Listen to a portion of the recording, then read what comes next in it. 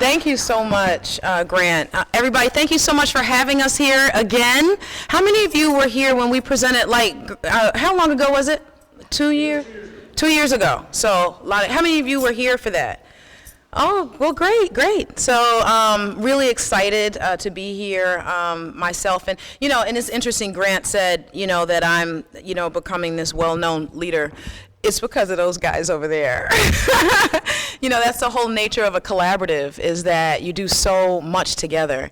And I do have the opportunity to speak, and I am the president and CEO of the Northside Achievement Zone. But I'm not just being humble when I tell you that that we have a village happening, and that every aspect of the village is critical to our success. And I am honored to be a point person, but I am not deluded at all around why we're being successful. It's both staff and partners. And I got to tell you, even more important than all of us here, it's the parents and the scholars who are in North Minneapolis, who are busting stereotypes and living out their God-given potential in ways that I have been so humbled to see. And today we want to tell you about them, about our partnership, which really our parents are leading. Because in our scholars, we don't have change in North Minneapolis or anywhere unless the people themselves are leading the way to make that happen. And we get to be the wind beneath our community's wings. Here with me today is Andre Dukes, and he is part of NAZ. Andre is the Director of Parent Engagement and Education. Next to him is Chad Schwitters, and Chad is the President or Executive Director of Urban Homeworks. Our housing partner, leads our housing strategy. And then we have Maureen Sywert, who is next to Chad, and she is the Executive Director of Early Childhood for Minneapolis Public Schools. And again, we wouldn't be able to do it without each other. It's been an amazing thing. And so I want to start out by showing you a video. And I think the video really, for those of you who weren't here at the last meeting, will really, I think, give you a real idea of the work that we're doing. And for those of you who were here, I think you'll be impressed to see how we're talking about the strategy that we're using in North Minneapolis that is replicable and scalable across our city and state. And I also want to recognize one of our NAZ board members, John Muriel. John, thank you for being here. We couldn't do it without our directors either. They keep us out of the newspaper.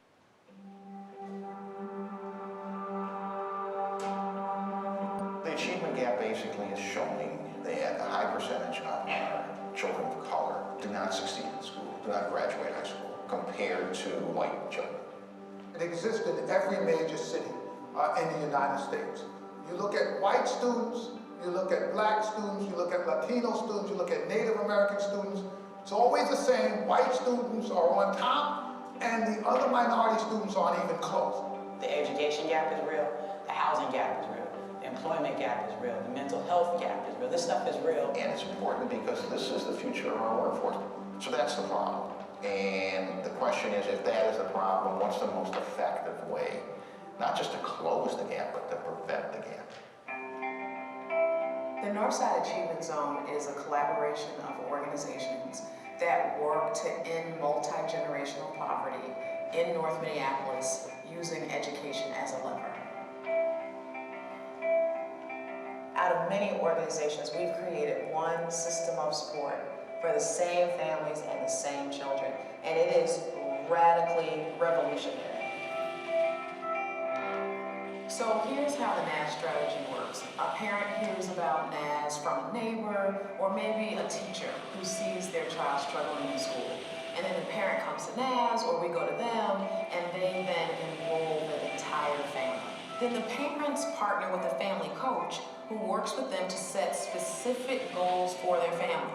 That family coach connects them to our NAZ parenting education classes and to our 44 partner organizations who support them to achieve their goals around education, housing, jobs, and health. At the same time, the student works one-on-one with a NAS academic coach to set their own goals for academic success. And where the NAS strategy really makes a difference is that as all this is happening, we're constantly gathering data and measuring their success. And we use that data to make sure all the pieces are working together to support families as they lift themselves out of poverty and move their children along a path to college. If I were to describe NAS to someone else, I would call it the underlining pulse of North Minneapolis. A lot of the work we do is behind the scenes, but it's very effective. A lot of people do a lot of talking about the problems here on the north side, what's wrong with it, what needs to happen, what could happen, what should happen, but NAS is doing.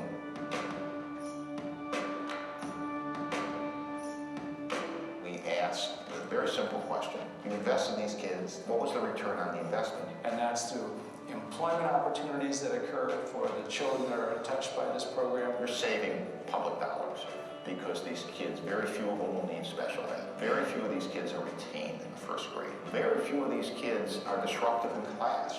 So all the students do better. The teacher is more productive. And what we've seen is that for every dollar invested, we would get more than $6 back in return. If they get a good job and pay taxes, more public benefits, stay off welfare, more public savings. And if you reduce crime, it's enormous. These kids are our future. If we don't put something in them, we're messed up. I mean, we're already in trouble, but we gotta get out of trouble, and these kids are gonna help us get out of it. My hopes and my dreams for all the scholars that I work with are that they really see in themselves what we see in them. And I hope they all see that they're very special, worthy, and meaningful to the world. We can't continue to do what didn't work for the last 20 years and expect to have different results. We have to have a sort of design that allows our young people to experience the kinds of programmatic opportunities that lead them to success.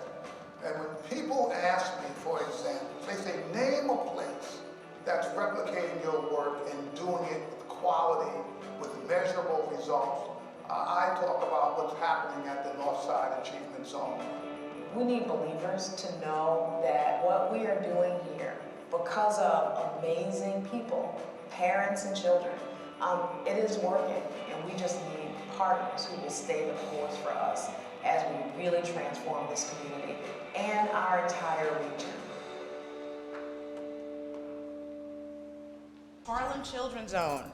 So we are very excited. You know, all of the promised neighborhoods around the country, those of us, there are about 60 promised neighborhoods.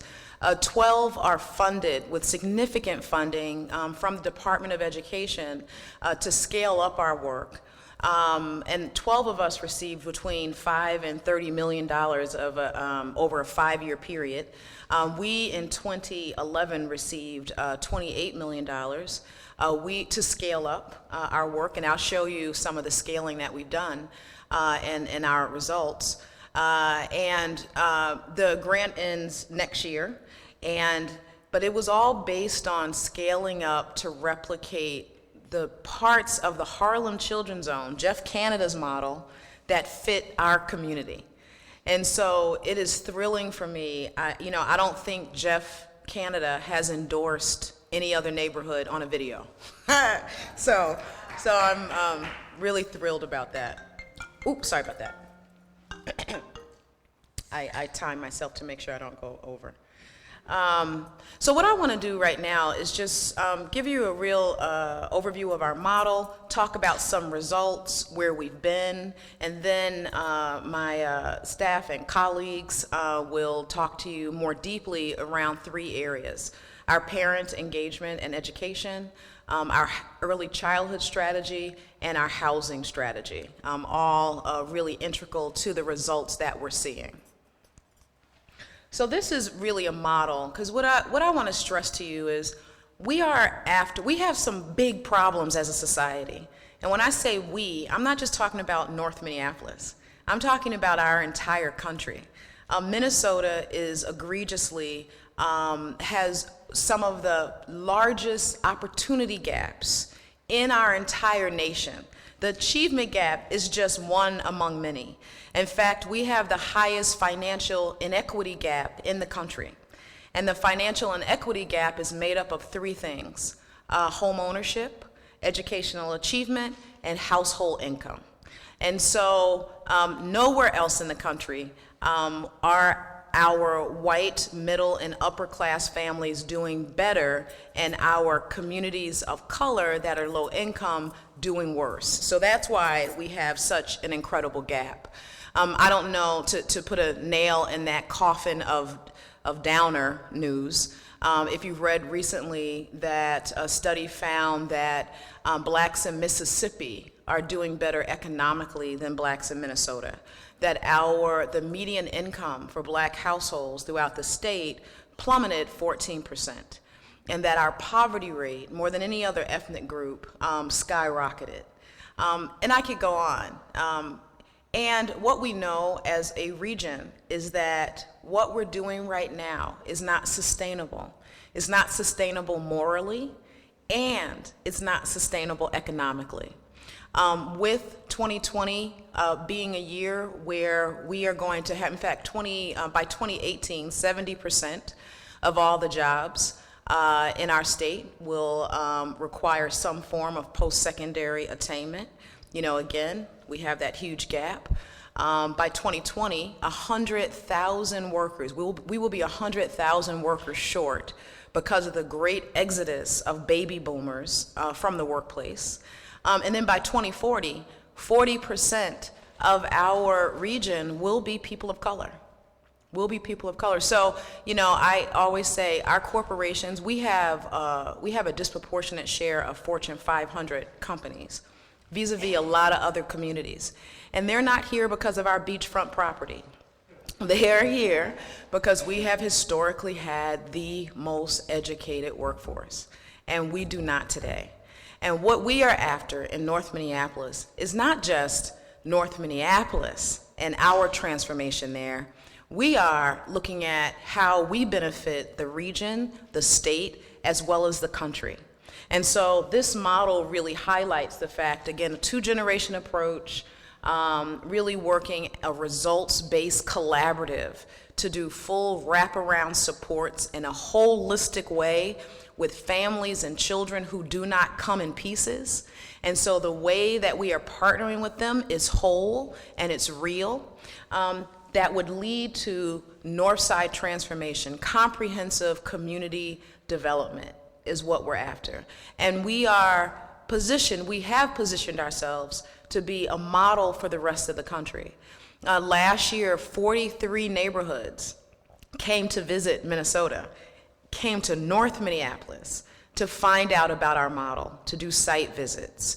One was even we had a delegation from Israel that came. We had a group from London who did a conference call with our COO, who have now started their own zone in London. And we are absolutely proud of that fact, that we are learning from each other in terms of what works. And I want to share with you the results to show that we are on the right path. We don't always get it right. We have learned an enormous amount in doing this work together. We have become a learning community across 43 partners, with our parents and our scholars leading the way. We call all our babies scholars, by the way, to really get at the belief gap. So here's some of our results. You heard Dr. Greg Owens, who is with Wilder Foundation, talk about the societal return on investment. We are thrilled by that return. It is one of the higher ones in our nation. And it is not just, as he mentioned, based on fewer arrests. There is a myriad of things that make up the return that we will see as a society. One is increased earnings and tax revenue, lower health care costs, fewer arrests, less special education, reduced drug use, and I could go on.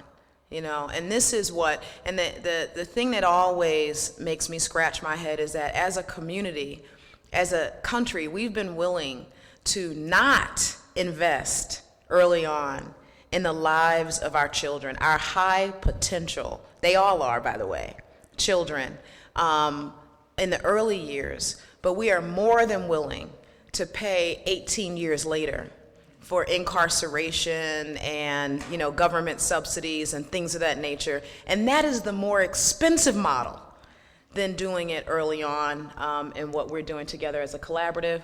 Some of our results, last year in 2014, we were able to, 109 children, 0 to 5, receive scholarships to go to high quality early learning centers.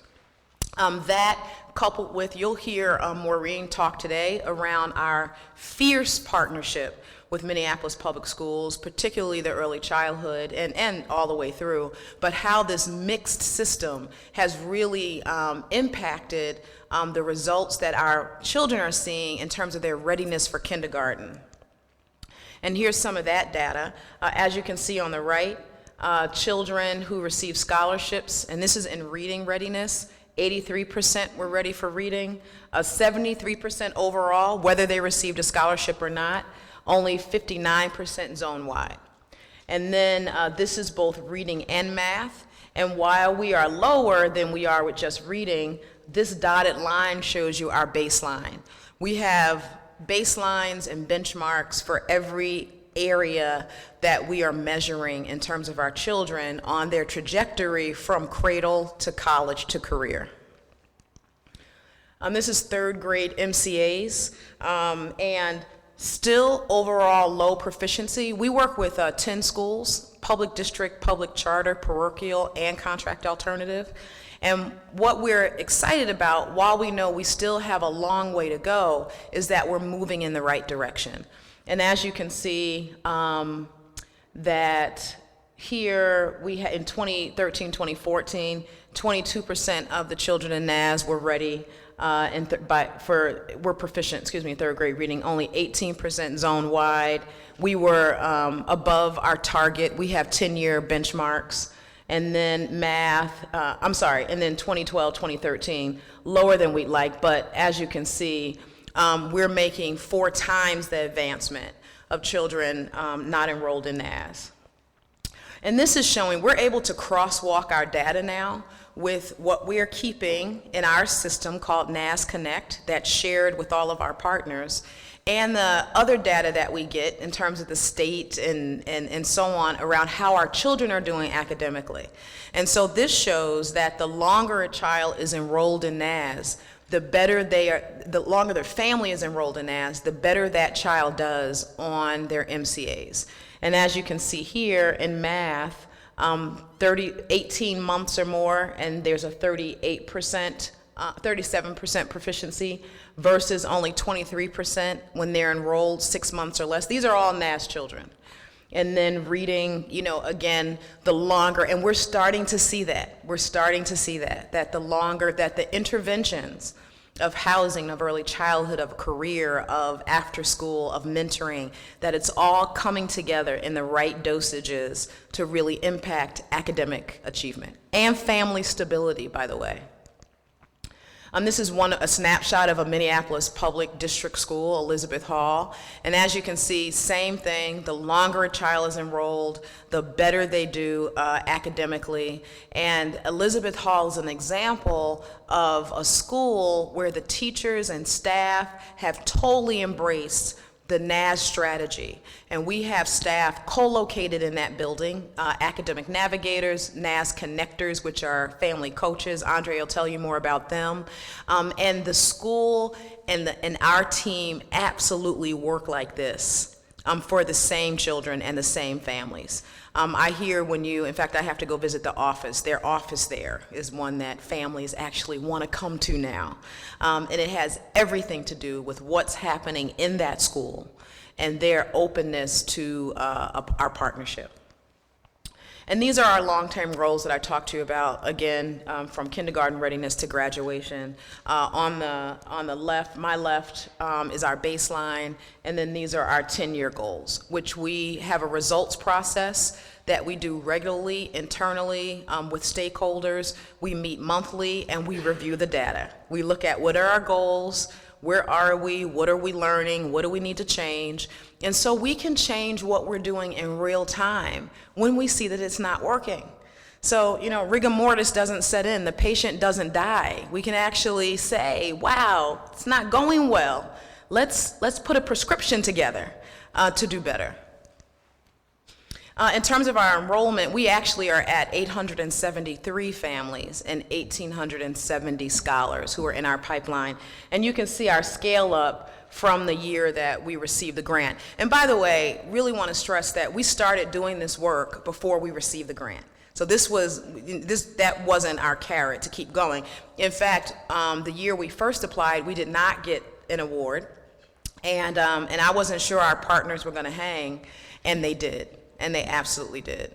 And then we got the award. So failure can be great sometimes, because I think it really located where our hearts all were, and that was for our children and our families.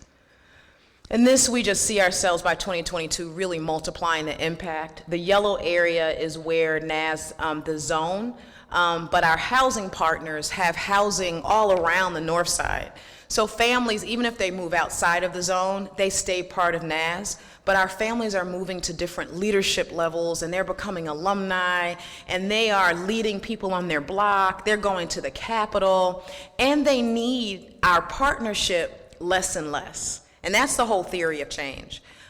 If the same level of partnership is needed for 18 years, we have just replaced Hennepin County. And that is not what we're seeing happen. People want to work, they want dignified housing, they want their children to do well, and they want a whole community. And that's what we see our families really leading the way on. And this is just some of our scale up. In fact, today we have 75 employees. The majority are from North Minneapolis and disproportionately employees of color. While we were not a jobs program, it has been very heartening for me. And I live in North Minneapolis and have been there for about 18 years with my husband and 3 girls and cats and dogs and dead guinea pigs. And so it's nice to see so many Northsiders gainfully employed. And we're hitting the right folks. 98% of our families are families of color, disproportionately African American and Latino, as you can see here. 70% of our families make $19,000 or less. And so again, that's our sweet spot. That is our sweet spot. And our families are really rising to the occasion. And this is really our model. I showed it earlier, but it's our, really the whole idea is to be high touch and high tech, to have this partnership that really wraps around families and creates a team of support for them. These are all action teams. This is our parent engagement. Andre's going to talk about our family coaches. This is really our education pipeline. Again, this is what makes up our 43 partners and our staff who are co-located at partner sites and the partners. And then over here, the whole family support.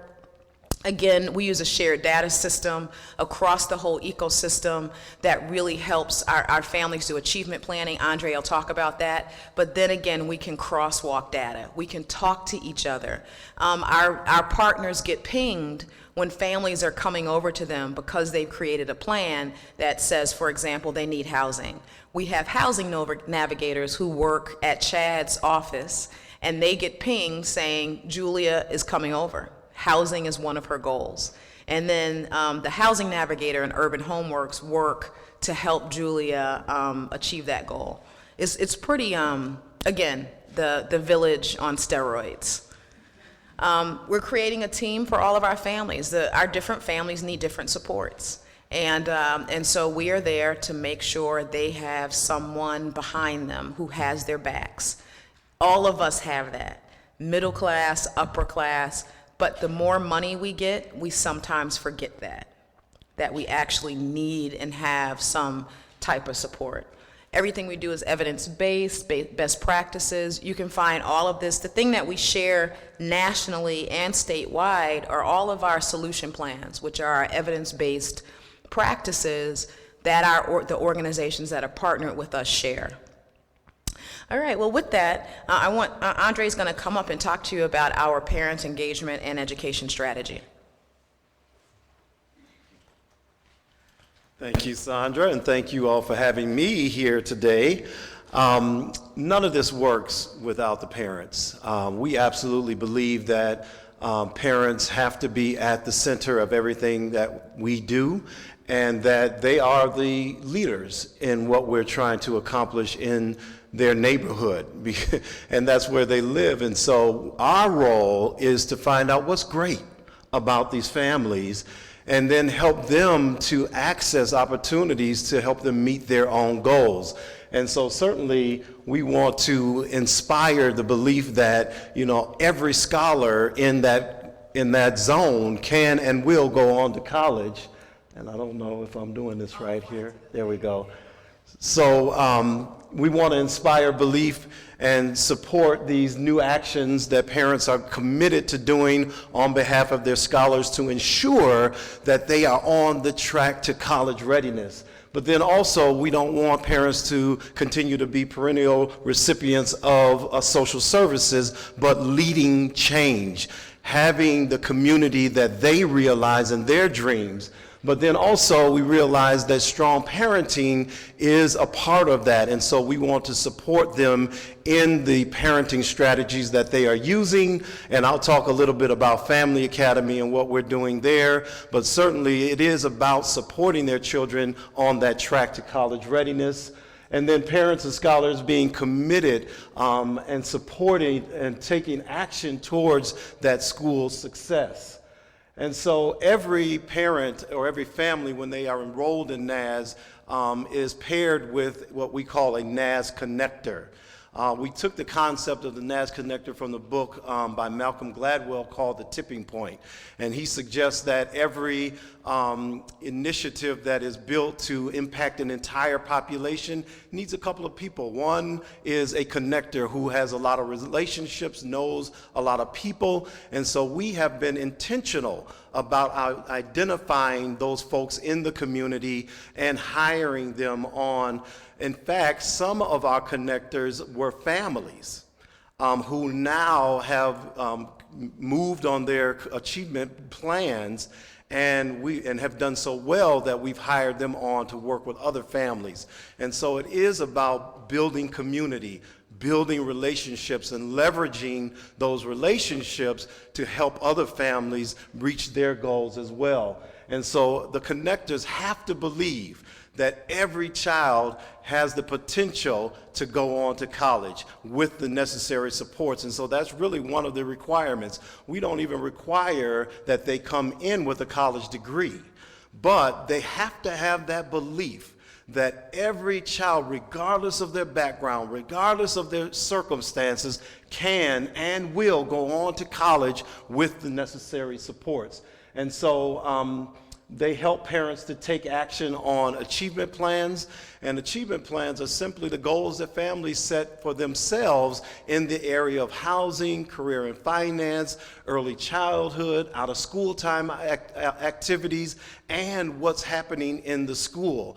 And so we have navigators that help the parents access and navigate those systems so that they can meet their goals, depending on the goals that they set for themselves. And so every parent starts out by signing what we call a college-bound commitment. And that college-bound commitment is not binding, it's not recorded at City Hall, but it is really a checkpoint for families to remind them that they are on this journey to put their children on the track to college success, and to also realize their own potential and their own dreams. And so we are really taking a two-generation approach to this work that we're doing in the community as it relates to eliminating and eradicating poverty. We recognize that what we do for scholars, we also have to do some supporting for the parents. And so that's what we mean when we talk about a two-generation approach. And so every parent signs this college-bound commitment coming in the door to say, I'm willing and committed to do whatever it takes to put my child on that track to college readiness, whether it is taking classes, accessing resources, or doing whatever I need to do in the school to support my scholar in being successful. And so again, you know, the achievement planning process begins sometimes with them identifying a home library as a way of helping their children develop the language that they need to be successful in school. And so we talk about these gaps. There's something called a word gap, meaning that if I don't talk to my children regularly and give them the language that they will need in order to be successful, by the time they reach kindergarten, they come into the system behind. And there's really nothing that is happening or not enough happening in the system to help that child catch up. And so the parent's role is to be talking to that child frequently and using a variety of words. We call it descriptors or descriptive commenting. And that really helps the child build that language or that vocabulary that they're going to need to be successful in school. And then not only, helping children at home, but then partnering with the teacher. I tell this story all the time that, my son was falling behind in school in terms of his reading. And I went to a parent-teacher conference, and they told me, well, I don't know if your son is going to reach grade level by the end of the school year. Well, they didn't know that my son had participated in ECFE, and so I knew that he had the potential already to get up to grade level. And so I said, I really don't want to have a conversation about, him not getting on grade level by the end of the school year, but what are you doing and what can I do to support you, because I really want to work with you to make sure that he can be successful. And so these are the types of partnerships and conversations that we want parents to be having with teachers and with the schools on a regular basis to ensure that that child is receiving, or that scholar is receiving, the proper supports from the time they are at home to the time they are in school. And so parents, certainly are setting goals that are resulting in empowered parents, engaging with the school setting, taking a team approach that is aligned around the parent goal. And so certainly everything that we're doing, we want to make sure that it is aligned. Then making sure that progress can be tied to the goals and actions taken that are tracked in our data system.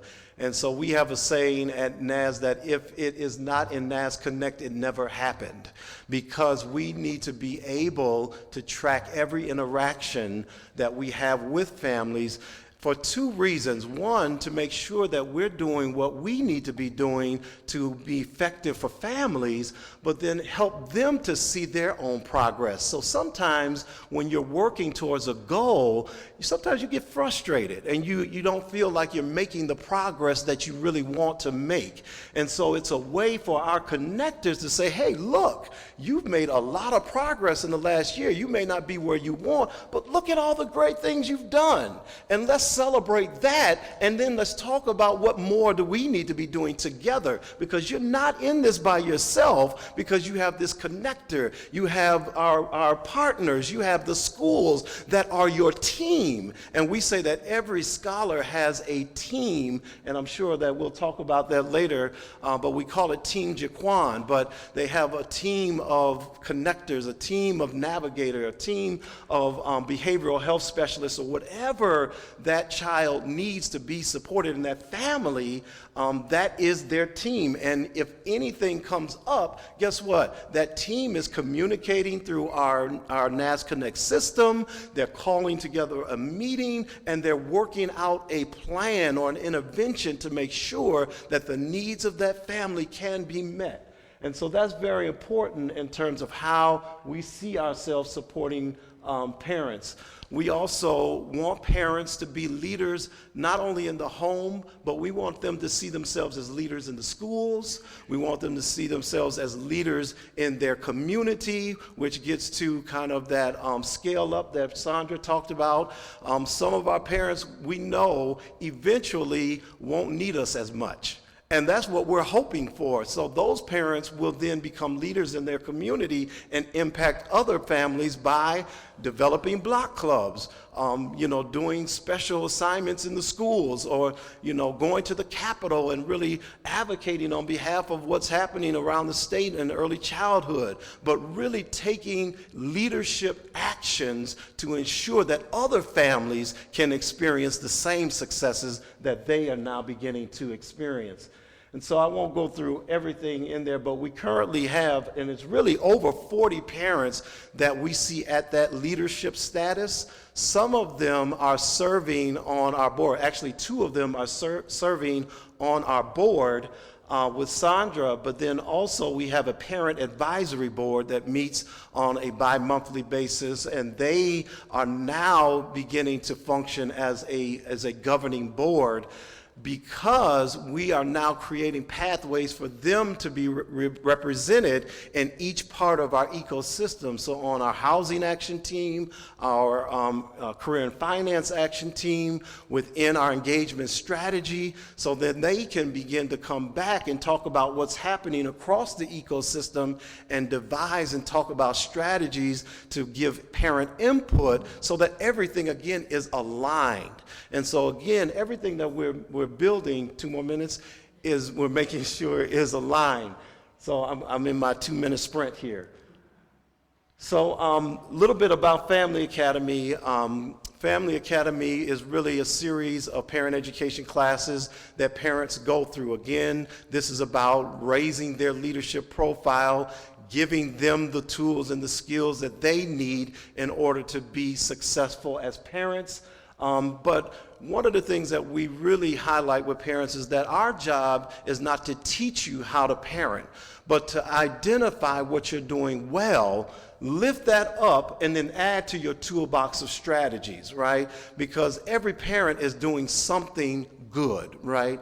And so we don't want to come in, with here's what you need to do. We want to come in with this is what you're doing well, but here's some other suggestions on how you can enhance what you're already doing well. And so we have 4 curriculum that we run. One is called Foundations, and that is focused on the parent. It's 8 weeks, and it is all about personal empowerment and helping them begin to identify their own goals and achieving their goals. But then the other curriculum that we had are focused on the scholar. College-Bound Babies is one that we are excited about, that we just validated and have now packaged. We will be launching the packaging in January, and so it is our first fully validated curriculum for NAS that we did in partnership with ECFE and Minneapolis Public Schools and the University of Minnesota and some other of our staff. But then we have the College-Bound Babies, which is focused on 0 to 3, but we also have a curriculum for children entering kindergarten that are 4 and 5-year-olds, and that really focuses on bringing in, some of the numeracy skills, executive functioning to really help scholars be successful in the classroom. And then College-Bound Scholars is really about the K through, or the 1st through 5th grades, and really about advocacy, how parents can really be a leadership presence for their scholars in the school, understand the system, and really ensure that the supports are there for their scholars. So I want to end with this really quick story. So, at the end, we do this pomp and circumstance. If I can have the T-shirt there. Every scholar graduates. We have a pomp and circumstance graduation, and the babies wear these T-shirts. On the T-shirt is the year that they will graduate from a 4-year college. And so we want to build the expectation early that all of these scholars can and will go on to college. And so it's the cutest thing you want to see with the caps and the T-shirts, right? But what is important is this reminder that parents begin to talk to their children about the year that they're going to graduate high school or graduate a 4-year college.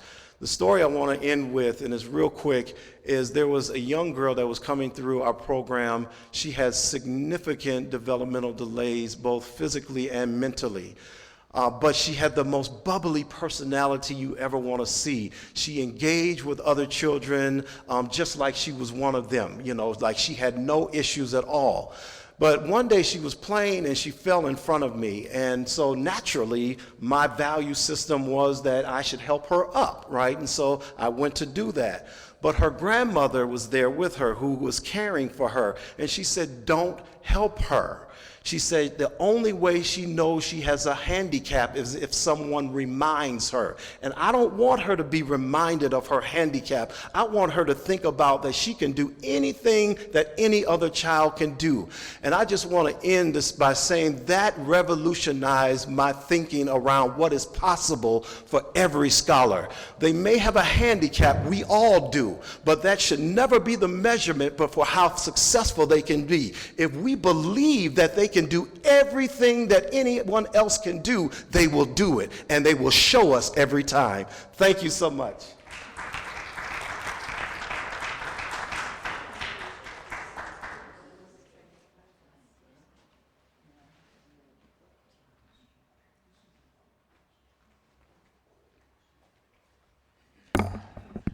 I always have the unfortunate order to follow Andre. My name is Maureen Syward, and I'm the Executive Director of Early Childhood for the Minneapolis Public Schools, as well as the co-chair of the NAS Early Childhood Action Team. I have been involved with NAS prior to even its inception. Was one of the fortunate people to be able to go out with a group of people to see the Harlem Children's Zone. And I recall being on top of the roof in Harlem in a garden. We all were out having lunch in this garden on top of the roof. And I called our superintendent, Bernadette Johnson, and said, this is it. This is, I think, we've found one of the key strategies, at least from my early childhood vantage point, was to really address effectively the disparities in student opportunities for little children. A group of us had gotten together from the community who had been doing early childhood work. You know, worked with Don Fraser for many years, but folks, old folks in Minneapolis that have been doing the work for a long time. And we were all doing really good work and all doing our best and all very well intentioned, but we were not moving things significantly enough to really support and promote children's healthy growth and development so that they would show up in Minneapolis public schools not ready for school in a variety of domains. So the Early Childhood Action Team was formed, and it's a group right now of about 12 organizations that have come together to create a plan called a solution plan. Oops. And is it the one on the left? Yes. Nope. Sorry, right. Right. Okay. We have two major goals, and they are prenatally through age 3, children's age-appropriate development toward kindergarten readiness will be monitored, and services and supports will be provided as needed. Secondly, NAS-enrolled children ages 3 through 5 will make adequate progress toward developing literacy, numeracy, social-emotional, and other skills that contribute to kindergarten readiness. We developed the solution plan. It was an arduous process. Actually, I hope to never go back to that kind of a process. Imagine all of the providers in the North Minneapolis coming together and nailing down really 8 categories that we were going to focus on and ensure that kids both 0 to 3 and 3 to 5 were doing what they need to do. Our major areas of focus have been around prenatal care, home visiting, screening at age 3, family academy and parent classes.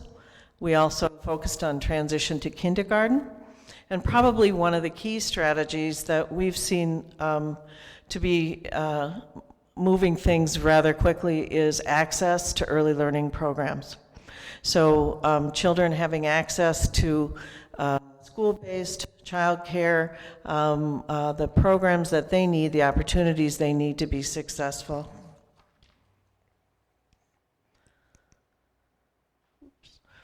One of the big areas, as I said, is transition to kindergarten.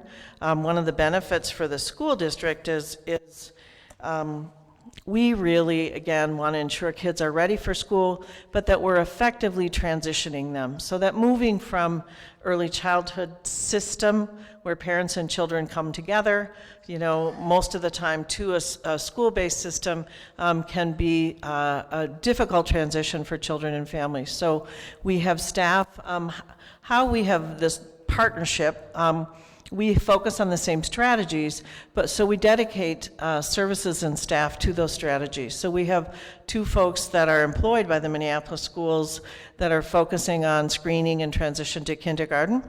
As we have expanded our early childhood opportunities, there's been a lot of discussion around scholarships, universal pre-K, school readiness.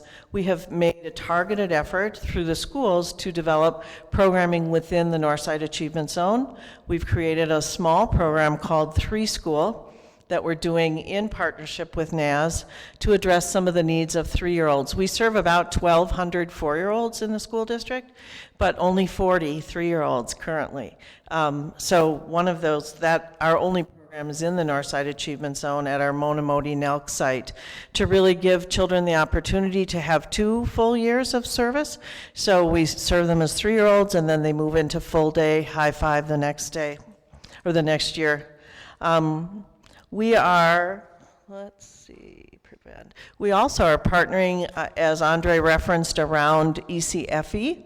So our early childhood family ed staff are helping to sponsor Family Academy. We actually helped start it originally in the initiative called 500 Under 5, and it moved into NAS and grew and expanded and now is really phenomenal. And we still have early childhood family ed staff that provide the early childhood services. We also have screening staff who are, we're very focused on screening, and we did one very interesting little thing. We screen at our Davis Center, which is on Broadway, which is right in the NAS zone, and we were seeing a low incidence of screeners. People wouldn't come.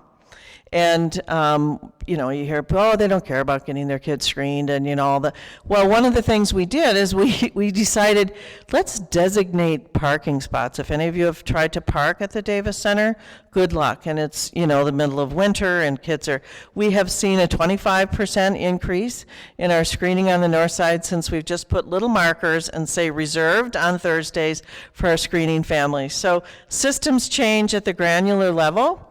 I would say that's probably one of the greatest results. We're seeing good results. Sandra went through those in terms of our kids and readiness for school, but a lot of systems changes that are some small tweaks, some big tweaks. We're looking towards shared assessment, making sure that we can enter data into the NAS system and that we have the opportunity to respond. We have shared customers or little scholars, and really having the opportunity to have more than one person, more than the school teacher, have their arms around that family and child. So, you know, it's like, oh, they have a NAS connector. Let's get a hold of the parent of the NAS connector and see what we can do to really support this child's learning. Let's see. What am I doing? In closing, from my comments, I think I probably, hopefully, will be working for another 5 or 6 years in the Minneapolis schools in early childhood education. This continues to be the most promising strategies that I, in my career, have been engaged in. It is hard work sometimes, partnership and changing the way a big, huge elephant operates, such as a school system or a county or but it's very worthwhile. We are really seeing changes in young children and changes in their family, and utilizing existing resources, seeking new resources together. Sometimes we have different philosophies about what those resources might be, but we always have children and families at the center, and every decision that is made is based on what's in the best interest of those children and families. So thank you.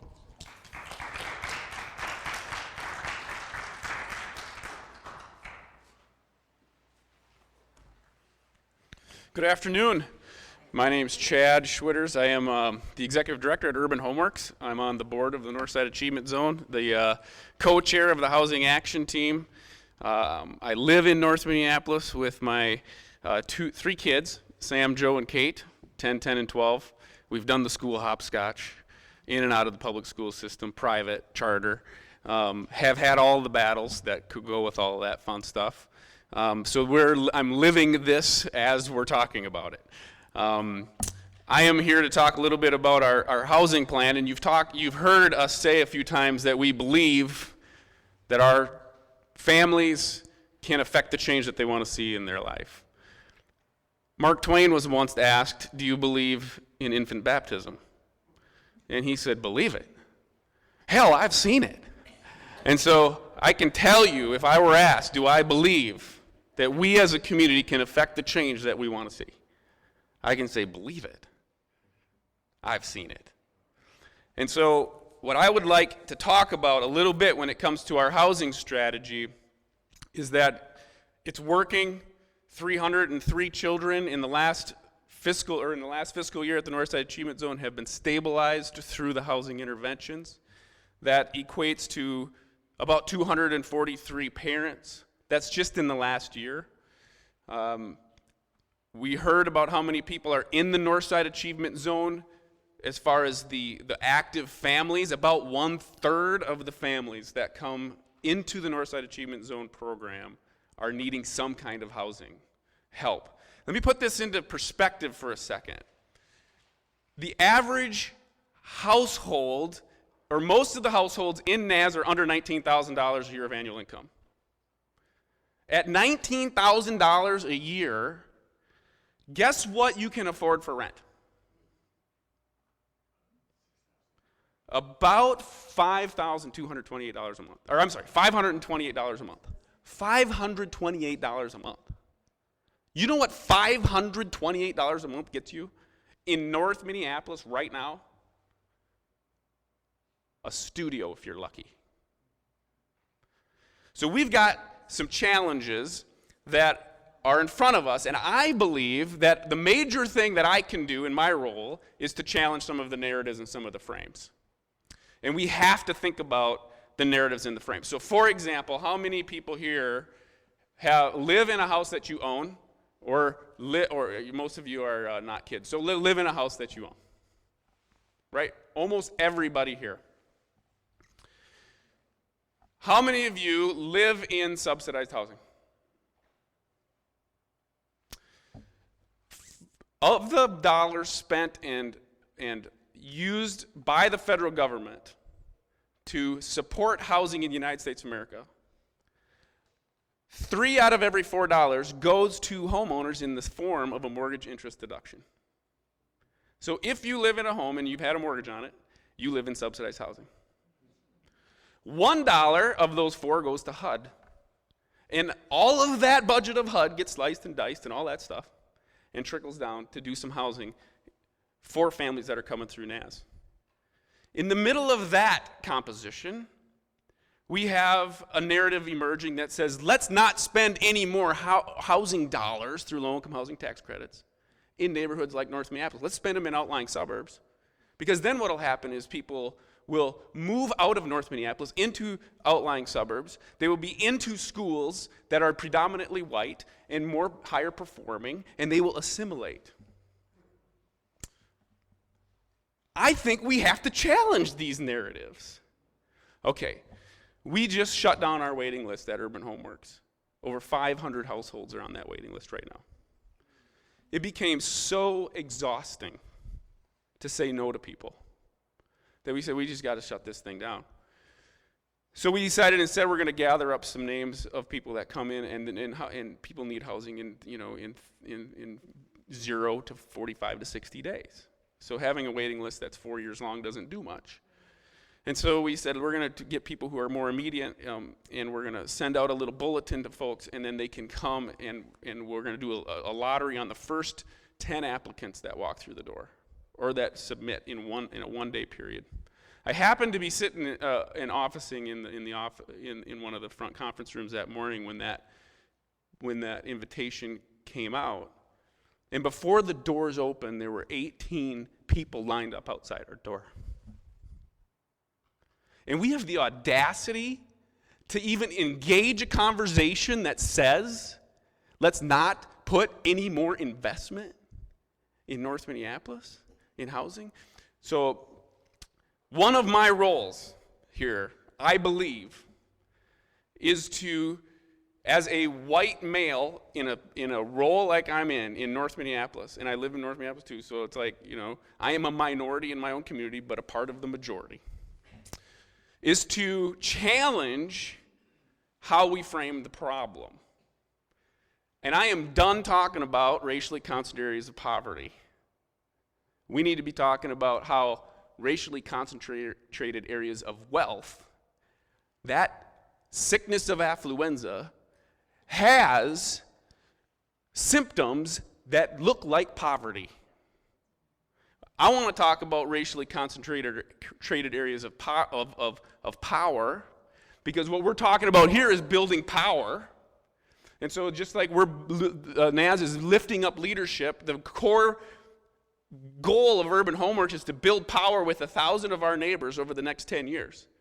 Embed renters and people of color on neighborhood governing boards, and the park board and the school board and the review board at the police department, so that when these conversations around a resource allocation happen, they're happening in context of who's here. We're 70% rental on the north side, and there's no renters on some of these neighborhood boards.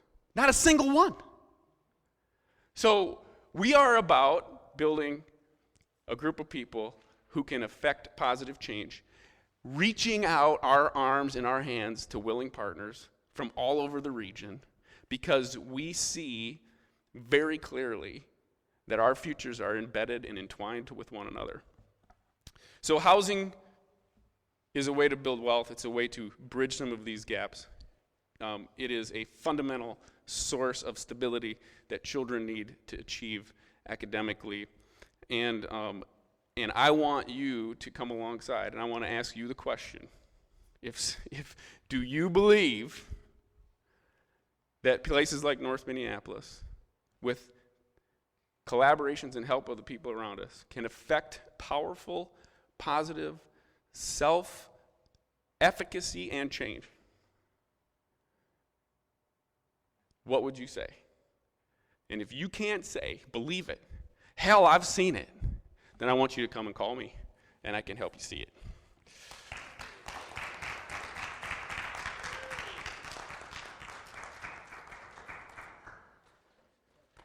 Thank all of you again for not only a very informative presentation, but a very inspiring one. We're very, very grateful.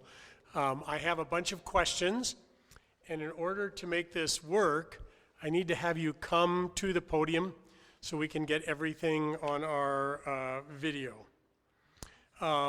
Okay, so I'll just start with the last.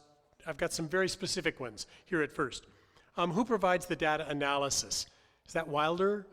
Wilder Research, and we have an internal team. Yeah, but Wilder does all of our. Sandra, why don't you come? Sorry. Yep, okay. So we're going to be doing pop-up, okay, folks? And by the way, Chad just came back from sabbatical. That's why he's so on fire. I need to go. Wilder Research is our external evaluator. We used to work with the University of Minnesota also, but Wilder is doing all of it. They do surveys of the whole zone every other year. They did our return on investment, and they do our yearly board review of the annual data that we're doing. And so we meet regularly. They're like our team. They're like our evaluation team, and we have one internally. Okay, here's another practical question. Are you collaborating with Head Start in Minneapolis? Maureen, are we? We are. Yeah. Okay. Not as robustly, but sorry. Yes, come Maureen and help us out. Sorry. Yes, we are collaborating with Head Start. I think Head Start they've been a member of our early childhood action team since the start. We have, they don't come to every single meeting, and they're not as intensely engaged as a couple of other organizations, but absolutely we partner with Head Start, and the school district has a very strong relationship with Head Start. and a lot of the we all have shared strategies. So here, maybe this will connect too. What is your connection with Project for Pride in Living? All right, Chad.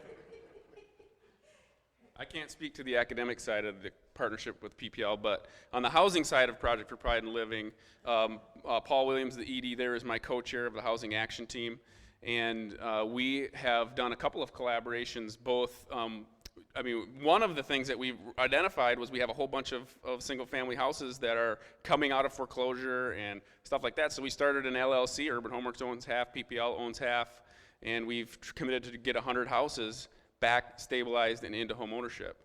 But PPL is a thought leader in the process on multiple levels. They facilitate some of the housing stabilization fund.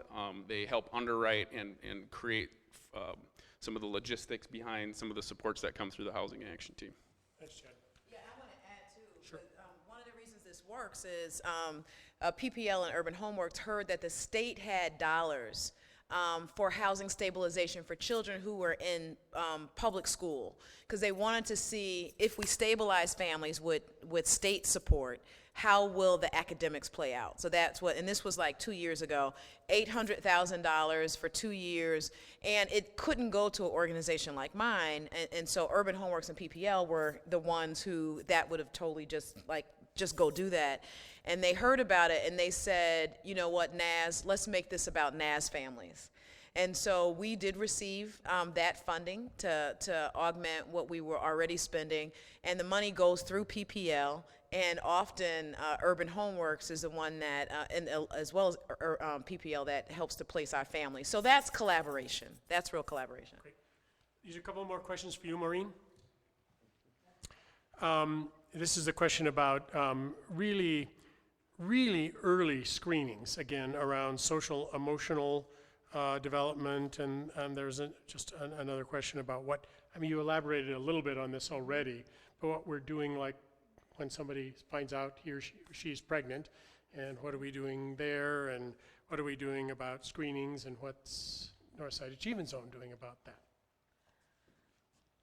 So our goal is to have eyes on children and their development from day one. I know we have a group of folks that are working prenatally with mothers, but I think the whole 0 to 3 goal is around ensuring that wherever kids are, that they're getting assessed and screened along the way. At screening at age 3, we do the ASQ, SE. We do that throughout, I think, the NAS. We're doing screening of kids earlier on the ASQ, which is ages and stages, really overall healthy development, and then the ASQ SE is social emotional. So, every strategy that we have is really about ensuring whoever's touching a child, wherever they are, that they're on top of, are things okay here? Where are things at? We do screening inside all of our partner organizations. Minneapolis Schools also handles any concern screens for 0 to 2-year-olds now, instead of 3, 4, 8 tots at Hennepin County. So the goal is to ensure that wherever kids are touched, that the adults in the room have the knowledge and skills to either provide that screening themselves, in the case of family partnership and some of our highly skilled early childhood centers, but if not, we bring in screening, and every child is screened at age 3 and utilizing the ASQSE. We also have a children's mental health team. Is that what is it called? And we had a big debate originally, shouldn't that just be intertwined in every single thing that we do? But we have close partnerships with Washburn Child Guidance and a number of the other leaders in the community around young children and children's mental health. So it's a huge area. As I noted, we're concerned about every domain of child development. So executive functioning and social emotional literacy and numeracy, all of those are of interest 0 to 5. Thank you, Maureen. Thank you very much. We've got another very practical question. Are you working with families where the grandparents are raising the children? Thank you, Andre. Yes, absolutely. We have, as I mentioned in my story, grandparents that are caring for their grandchildren. And so certainly Family Academy is open to anyone that is caring for the family. So yes. Great, thank you very much. And then I don't know who should best speak to this, but it's a question about, is the high cost of college and the consequent debt still creating a serious barrier for students going on to higher education?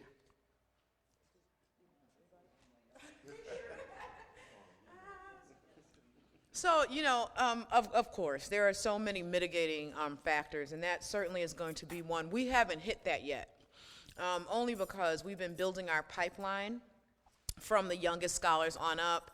The high schools were the last schools that we actually co-located our staff. And so right now we have, we don't have this huge group of children matriculating into college, but we do have increasingly, we have a college success team, University of Minnesota UROC, University Research and Outreach Center, as well as MCTC, are working with some other universities and schools to really make sure they're doing what it takes to prepare themselves for our children when they matriculate in there, and we are taking that into consideration as part of the solution plan. And we have private funders who have now directed their funds for scholarships. So we've given out about, I don't know, Andre, 8 scholarships or something like that to our scholars who have matriculated into college. But that's going to be a big one that we'll have to tackle. This is a question that's kind of like that. So in terms of all of the kids that you've worked with, sort of what now are what's the cohort? Are most of the kids now going into middle school? Are they going into high school, college? So so if you were to do a curve, bell curve kind of thing, where are your kids? Yeah, we're evenly distributed, in fact, across the age spans. But again, we started building our model out for the youngest scholars.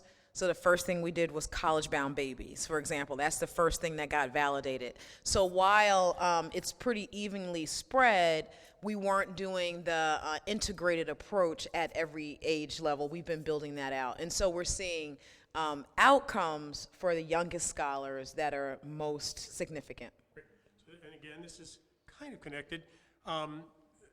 One of the questions is, how many of the families actually stick around for at least 18 months? We have, and that, I don't have my chart here. 18 months. 18 months, yeah, then when you were saying that. I don't have my chart here. We actually have been analyzing how long families are staying enrolled, and we've done it year by year. But last year we had more so than saying how many stayed for 18 months, we had about an 80% retention rate last year, so. That's great. 80% retention rate.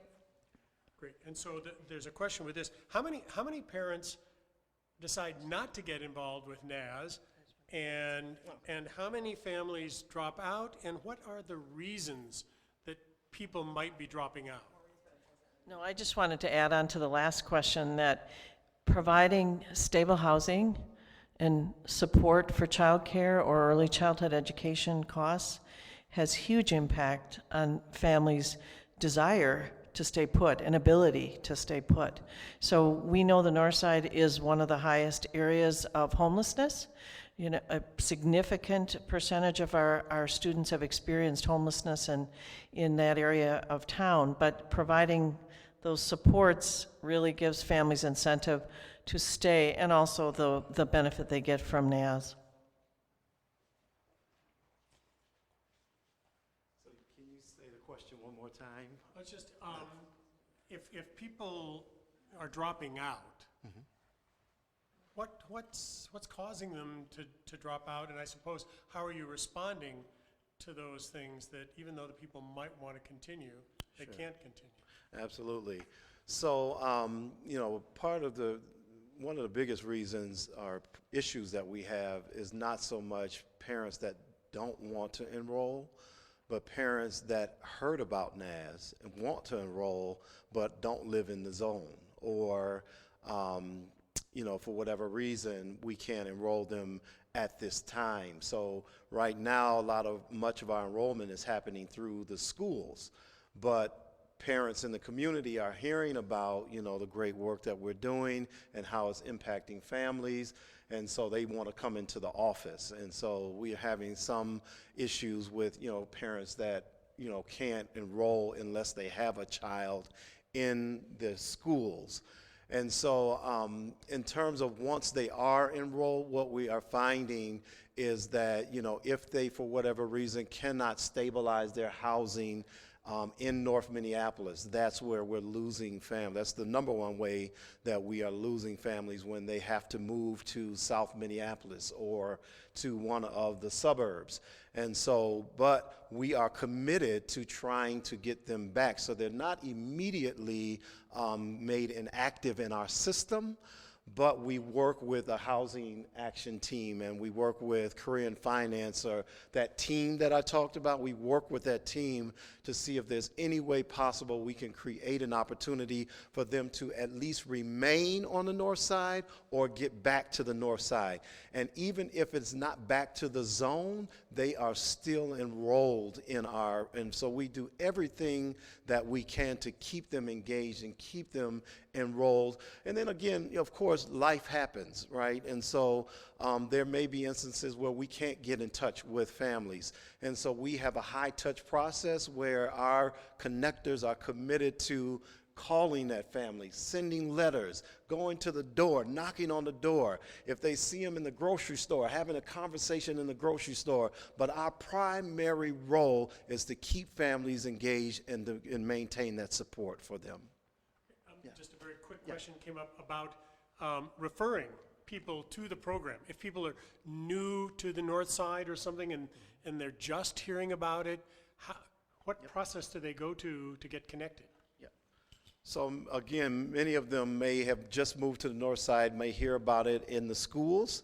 Or if they are on a block where we have a NAS family and they're a neighbor, certainly they'll, talk to them about that. In fact, at Family Academy, I can't tell you how many times parents show up with a neighbor. Like, I just brought them because they needed to be here, And so I don't kick them out. I say, stay, but then we have to have the tough conversation about, okay, so where exactly do you live? Where do your scholars go? And so we're trying to address those issues the best we can. And the reason why we kind of put limits on it is because we do have a capacity of 1,000 people. Our goal is to have 1,000 people in our pipeline by the end of this year. And based on our capacity, the number of connectors that we have, the resources that we have, we are only able to serve that amount of families at a time. But again, we don't anticipate that we will only serve 1,000 families, that they will, move away or, impact other parts of the community, and then new families will start to come in through our referral system. Thank you. Yeah.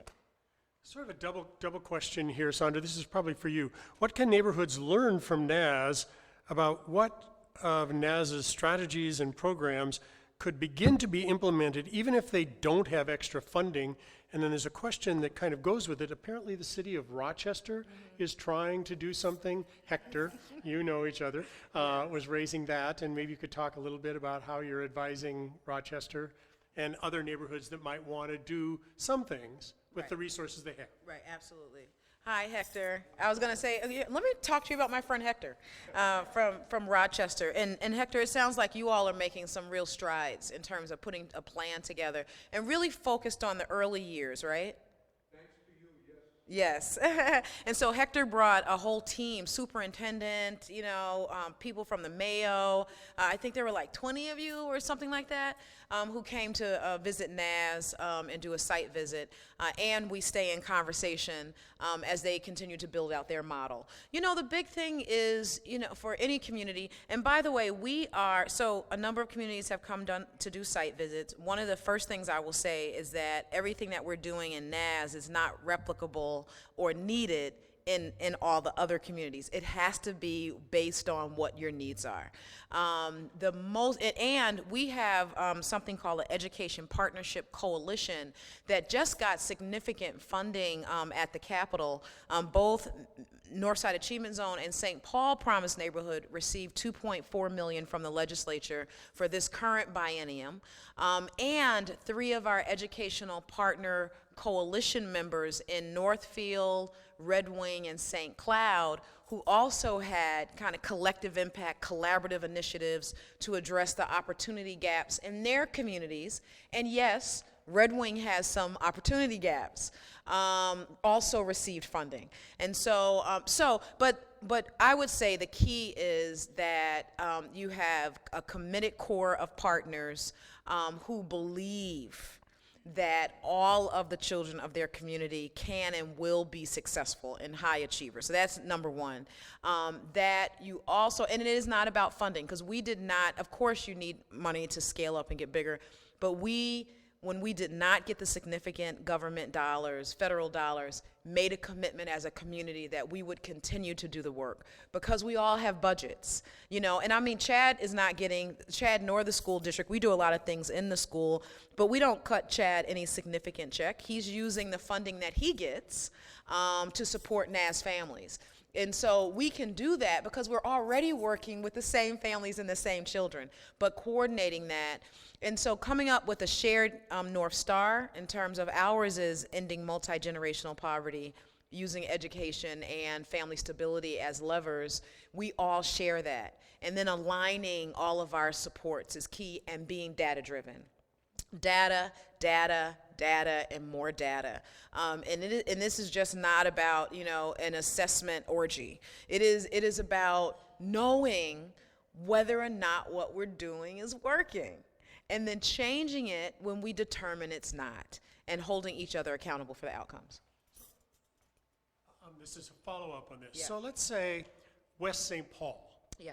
a neighborhood, said that you know, we like this. We don't have any extra money. Right. What have you learned about how to bring, you have, what, 44 different organizations? How do you bring all those people together so they see mutual benefit in working together? Because, you know, sometimes organizations are pretty Turfy. Turfy and things.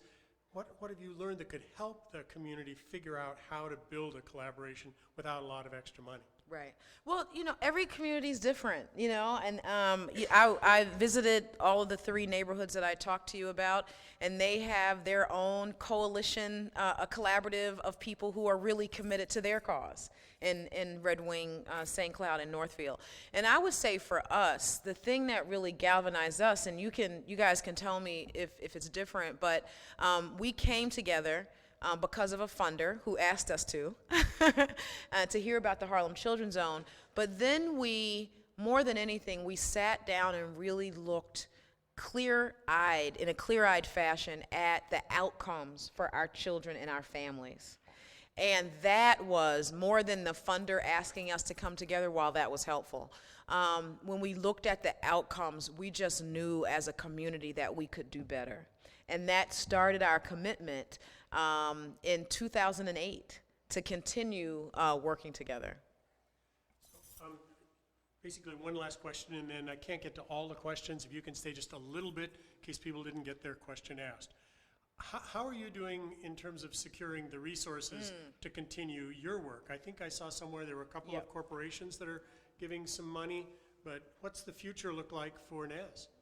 Yeah, absolutely. And so, you know, really quickly, in 2011, when we received $28 million for 5 years to scale up, with the guarantee that it would end in 5 years, it became our greatest opportunity and our greatest challenge at the same time. And so within a year of receiving that grant, we began sustainability planning. And we put together a sustainability task force made up of key stakeholders throughout the community. Boston Consulting Group helped us to draft a business plan that really highlighted where we'd been, where we're headed, and what the cost would be to make a bridge from the significant federal funding, which is about $5 million a year. Plus, that's not our whole budget. We are about a $10 million organization. And how we would bridge from the federal grant into the new horizon of other grants, other federal grants and so on, but the next phase of our existence without that. And so, again, that was one of the reasons we also did the return on investment study. and we now have an investment campaign, which Target and General Mills, you may have heard, committed to leading that campaign, leading the way for other foundations, other CEOs. They both committed to and granted us $6 million over the next 3 years, not a piece, $3 million apiece over the next 3 years. Again, as a bridge. Bush Foundation made a $1 million investment in our partnership with Nellie Stone Johnson, and we just had a One Future luncheon where it was our first time, but because I think of the energy around the outcomes that we are achieving and the coalition of partners and parents that we have brought together, we raised about $800,000 at that luncheon, and so the momentum is strong, but we are certainly not there, and continue to have conversations around the need. Sandra, thank you. Yeah. Andre, Chad, Maureen, thank you all very, very much. Yeah, thank you. Great, thank you.